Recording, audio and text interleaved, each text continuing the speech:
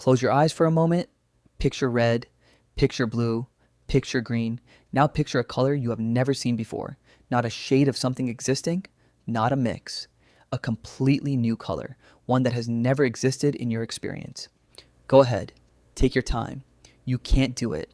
And that fact, once you really sit with it, is one of the strangest things about being human. Here's what makes this so uncomfortable. You almost certainly believe you have a rich and complete experience of the world. You see colors. You process them effortlessly, instantly, constantly. The sky is blue. Grass is green. Blood is red. These feel like facts, like objective truth about reality. But they are not facts about reality. They are facts about you, about the specific, limited, deeply personal way your brain has learned to process light. And that distinction changes everything. Start with what color actually is. Color is not a property of objects. Color does not exist in the world the way a rock or a tree exists. What exists is light, electromagnetic radiation moving at different wavelengths. When light hits your eye, specialized cells called cones detect those wavelengths and send signals to your brain. Your brain then takes those signals and constructs an experience. That experience is what you call color. The color itself, that vivid, immediate, seemingly obvious thing, is created entirely inside your head. The physicist Richard Feynman put it simply.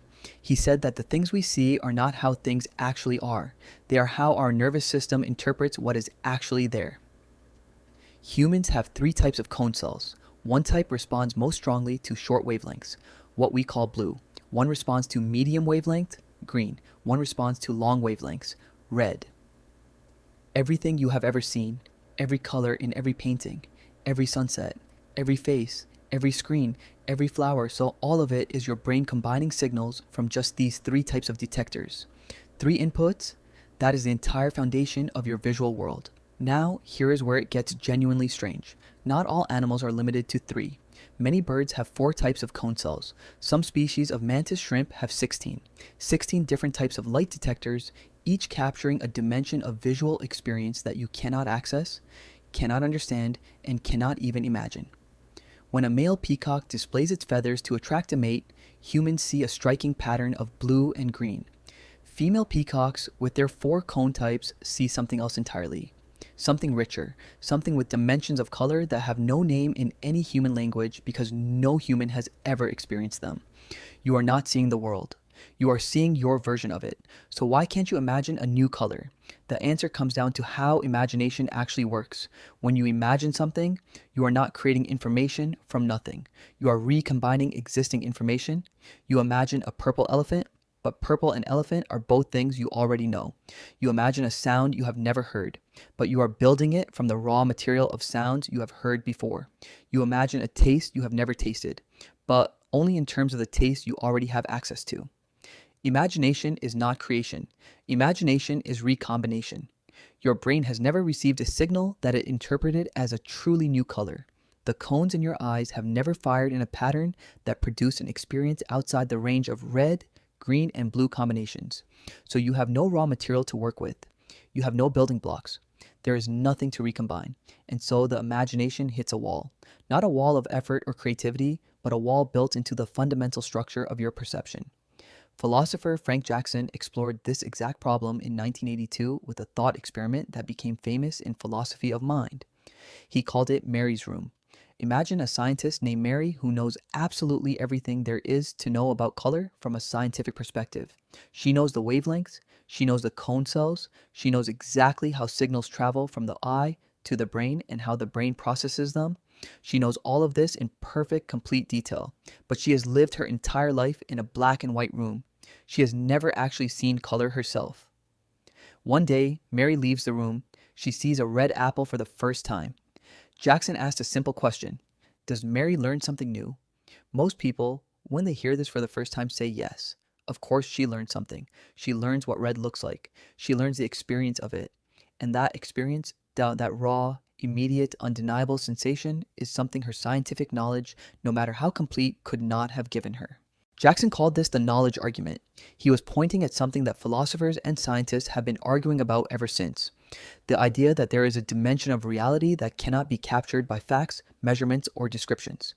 There is what it is like to experience something, and that thing, whatever it is, cannot be transferred from one mind to another. It can only be had. You cannot explain red to someone who has been blind from birth. You cannot explain what music sounds like to someone who has been deaf their entire life. And you cannot imagine a color that falls outside the range your eyes are capable of detecting. Not because you lack intelligence or creativity, but because the experience itself requires the right hardware, and you do not have hardware that was never installed. Now, here is the part that should stop you completely. Scientists have actually found a way to give humans a glimpse, not of a new color exactly, but of something close. A type of color experience that exists just outside the normal range of human vision. It is called a chimerical color, or more dramatically, an impossible color. Here is how you can experience one. Stare at a bright red patch for about 30 seconds without moving your eyes. Then immediately look at a bright blue patch. For a very brief moment, some people report seeing something strange, a color that seems to be simultaneously red and blue in a way that is not purple, not a blend, but something that does not quite fit into any normal category. The cones that process red become temporarily exhausted. The brain, receiving a weakened red signal and a full blue signal simultaneously, produces an experience that has no name because it has no normal existence in human perception.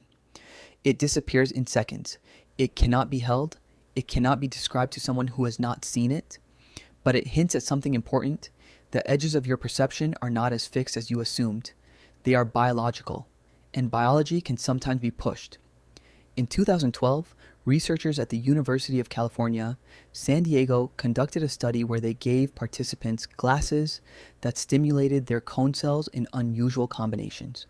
Combinations that normal lighting conditions never produce. Participants reported seeing colors that they could not identify. Colors that had no name. Colors that felt genuinely new, not more vivid versions of existing colors, not blends. Something structurally different. And here is what every single participant said when asked to describe what they saw. They could not. The experience was real. It was vivid. It was unmistakable. But language, built entirely from shared human experience, built entirely from the three-cone world, had no words for it. The color was real and indescribable at the same time. This is the deepest version of the problem. It is not just that you cannot imagine a new color. It is that even if you experience one, even if your perception was temporarily expanded beyond its normal range, you could not bring it back. You could not store it in a word or a concept or a description that you could revisit later, because words are built from shared experience, and shared experience has limits. The philosopher Ludwig Wittgenstein wrote that the limits of my language mean the limits of my world. He was pointing at something that the color problem makes viscerally real. There are experiences that exist outside the boundary of your language, and because they exist outside your language, they also exist outside your imagination, outside your memory, outside everything you would normally call knowledge. You are not simply a person who cannot imagine a new color. You are a person whose entire reality, everything you can think about, remember, describe, or imagine, is bounded by the specific biological equipment you were born with and the specific experiences that equipment has been exposed to. The question is not really why you cannot imagine a new color. The question is, how many other things are you unable to imagine? Not because they do not exist, but because you have never had the hardware to detect them in the first place. What else is out there that your three cones are simply not built to receive? That question has no answer, and that is exactly what makes it interesting.